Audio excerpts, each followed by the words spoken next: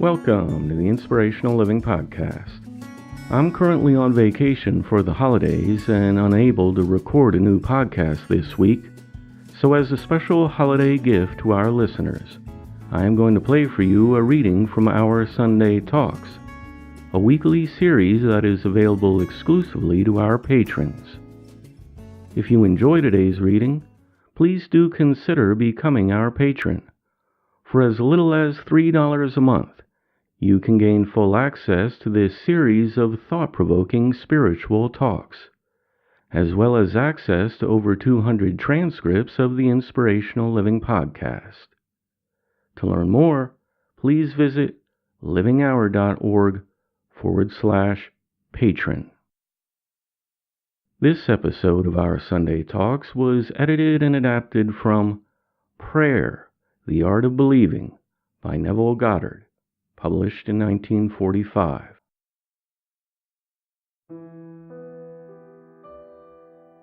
Prayer is an art and requires practice. The first requirement is a controlled imagination. Ostentation and vain repetitions are foreign to prayer. Its exercise requires tranquility and peace of mind. The ceremonies that are customarily used in prayer are mere superstitions and have been invented to give prayer an air of solemnity. Those who do practice the art of prayer are often ignorant of the laws that control it. They attribute the results obtained to the ceremonies and mistake the letter for the spirit. The essence of prayer is faith, but faith must be permeated with understanding to be given that active quality which it does not possess when standing alone. Our Sunday talk today is an attempt to reduce the unknown to the known by pointing out conditions on which prayers are answered and without which they cannot be answered. The universal law of reversibility is the foundation on which prayer is based. The injunction to pray, believing that you already possess what you pray for, is based upon a knowledge of the law of inverse transformation.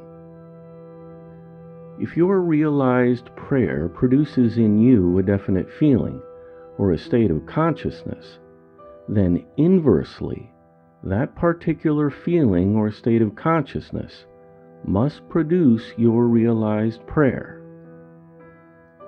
Because all transformations of force are reversible, you should always assume the feeling of your fulfilled wish. You should awaken within you the feeling that you are and have that which heretofore you desired to be and possess. This is easily done by contemplating the joy that would be yours were your objective an accomplished fact, so that you live and move and have your being in the feeling of your realized wish. The feeling of the wish fulfilled, if assumed and sustained, must objectify the state that would have created it. This law explains why the Bible says, "Faith is the substance of things hoped for, the evidence of things not seen," and why, quote, "He calleth things that are not seen as though they were, and the things that were not seen become seen." Assume the feeling of your wish fulfilled, and continue feeling that it is fulfilled until that which you feel manifests itself. If a physical fact can produce a psychological state can produce a physical fact.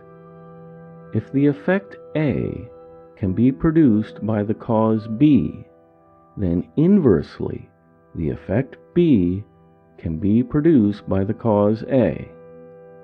Therefore, as the Gospel of Mark says, whatever things you desire when you pray, believe that you have received them, and you shall have them.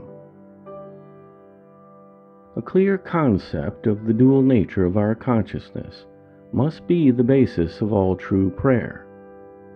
Consciousness includes a subconscious as well as a conscious part. The infinitely greater part of consciousness lies below the sphere of objective consciousness. The subconscious is the most important part of consciousness. It is the cause of voluntary action. The subconscious is what you are. The conscious is what you know. Or as Jesus said, I and my Father are one, but my Father is greater than I. The conscious and subconscious are one, but the subconscious is greater than the conscious. Jesus also said, I of myself can do nothing. The Father within me, He does the work. In other words, the I, the objective consciousness of myself, can do nothing. The Father, the subconscious, does all the work. The subconscious is that in which everything is known, in which everything is possible, to which everything goes, from which everything comes, which belongs to all, to which all have access. What we are conscious of is constructed out of what we are not conscious of. Not only do our subconscious assumptions influence our behavior, but they also fashion the pattern of our objective existence. The whole of creation is asleep within the deep of each person, and is awakened to objective existence by our subconscious assumptions. Within that blankness we call sleep, there is a consciousness in unsleeping vigilance. And while the body sleeps, this unsleeping being releases from the treasure house of eternity the subconscious assumptions of humankind. Prayer is the key which unlocks this infinite storehouse. It modifies or completely changes our subconscious assumptions. And a change of assumption is a change of expression. The conscious mind reasons inductively from observation, experience, and education. It therefore finds it difficult to believe what the five senses and inductive reasoning denies. The subconscious reasons deductively and is never concerned with the truth or falsity of the premise, but proceeds on the assumption of the correctness of the premise, and objectifies results which are consistent with the premise. This distinction must be clearly seen by all who would master the art of praying. No true grasp of the science of prayer can be really obtained until the laws governing the dual nature of consciousness are understood, and the importance of the subconscious is realized. Prayer, the art of believing what is denied by the senses, deals almost entirely with the subconscious. Through prayer, the subconscious is suggested into the acceptance of the wish fulfilled, and, reasoning deductively, logically unfolds it to its legitimate end. The subjective mind is the diffused consciousness that animates the world. It is the spirit that giveth life. In all substance is a single soul, the subjective mind. Through all creation runs this one unbroken subjective mind. Thought and feeling fused into beliefs impress modifications upon it, charge it with a mission, one which it faithfully executes. The conscious mind originates premises. The subjective mind unfolds them to their logical ends. we transmit ideas to the subconscious through our feelings. The subconscious transmits ideas from mind to mind through telepathy. Your unexpressed opinions and convictions about other people are transmitted to them without their conscious knowledge or consent, and if subconsciously accepted by them, will influence their behavior. The only ideas that other people subconsciously reject are your ideas of them, which they could not wish to be true of anyone. Whatever they could wish for others can be believed of them, and by the law of belief which governs subjective reasoning, they are compelled to subjectively accept, and therefore objectively express accordingly. The subjective mind is completely controlled by suggestion, and ideas are best suggested when the objective mind is partly subjective, that is, when the objective senses are diminished or held in abeyance. This partly subjective state can best be described as controlled reverie, wherein the mind is passive but capable of functioning with absorption. It is a concentration of attention. There must be no conflict in your mind when you are praying. Turn from what is to what ought to be. Assume the mood of fulfilled desire, and by the universal law of reversibility, you will realize your desire. Prayers are not successfully made unless there is a rapport between the conscious and subconscious mind of the individual. This is done through imagination and faith. By the power of imagination, all people, especially imaginative ones, are forever casting forth enchantments, and all people, especially unimaginative ones, are continually passing under their power. Everything that can be seen, touched, explained, argued over, is to the imaginative person nothing more than a means to an end, for they function by reason of their controlled imagination in the deep of themselves, where every idea exists in itself and not in relation to something else. Within them there is no need for the restraints of reason, for the only restraint they can obey is the mysterious instinct that teaches them to eliminate all moods other than the mood of the fulfilled desire. Imagination and faith are the only faculties of the mind needed to create objective conditions.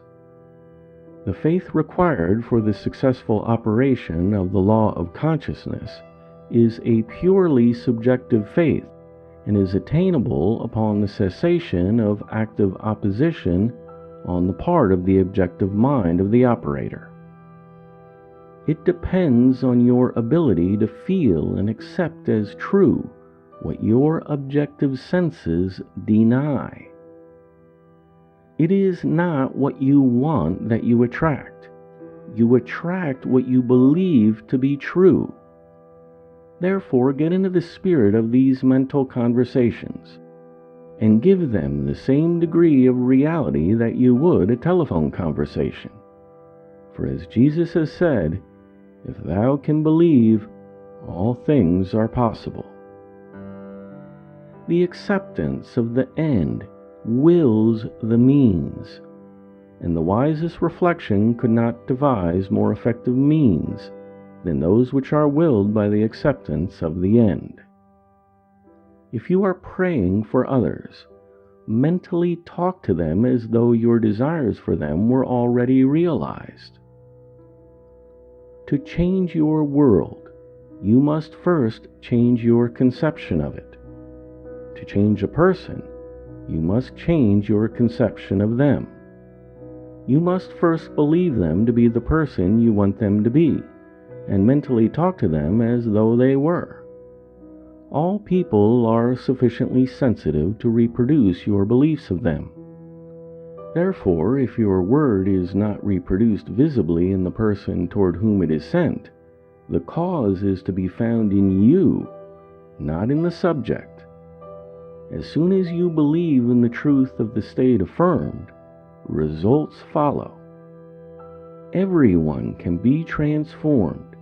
Every thought can be transmitted. Every thought can be visibly embodied. With the knowledge of the law of reversibility, the disciplined person transforms their world by imagining and feeling only what is lovely and of good report. The beautiful idea they awaken within themselves shall not fail to arouse its affinity in others. To pray successfully, you must have clearly defined objectives. You must know what you want before you can ask for it. You must know what you want before you can feel that you have it. And prayer is the feeling of the fulfilled desire. It does not matter what it is you seek in prayer, or where it is, or whom it concerns. You have nothing to do but convince yourself of the truth of that which you desire to see manifested. Prayers depend upon your attitude of mind for their success, and not upon the attitude of the subject. The subject has no power to resist your controlled subjective ideas of them, unless the state affirmed by you to be true of them is a state they are incapable of wishing as true of another. In that case, it returns to you, the sender, and will realize itself in you. Provided the idea is acceptable, success depends entirely on the operator, not upon the subject who, like compass needles on their pivots, are quite indifferent as to what direction you choose to give them. If your fixed idea is not subjectively accepted by the one towards whom it is directed, it rebounds to you from whom it came. For example, a person who directs a malicious thought to another will be injured by its rebound if they fail to get the subconscious acceptance of the other person.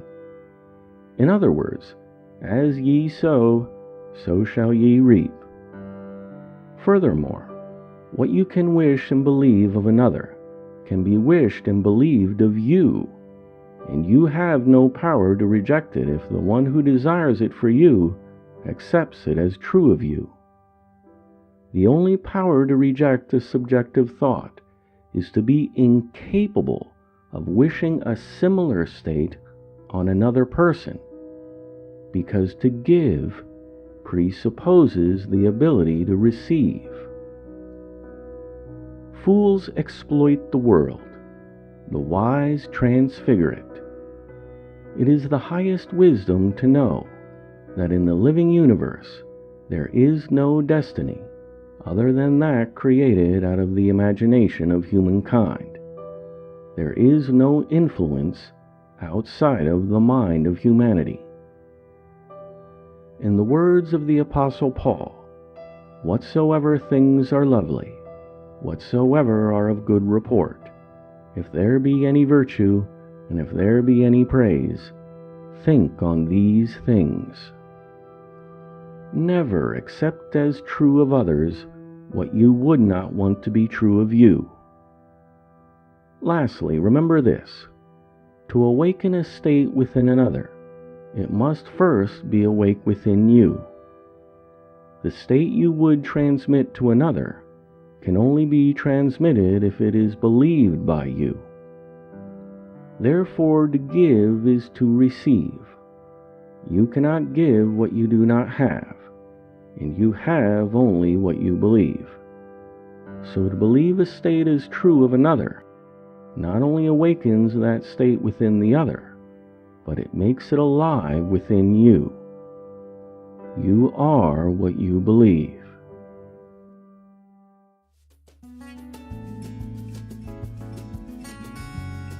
The Inspirational Living podcast is a production of The Living Hour and brought to you by the generous financial support of our patrons. Become our patron for as little as $3 a month to gain access to free transcripts and the series Our Sunday Talks, which features thought-provoking readings on spirituality and spiritual growth. Thanks for listening. I look forward to talking with you next time.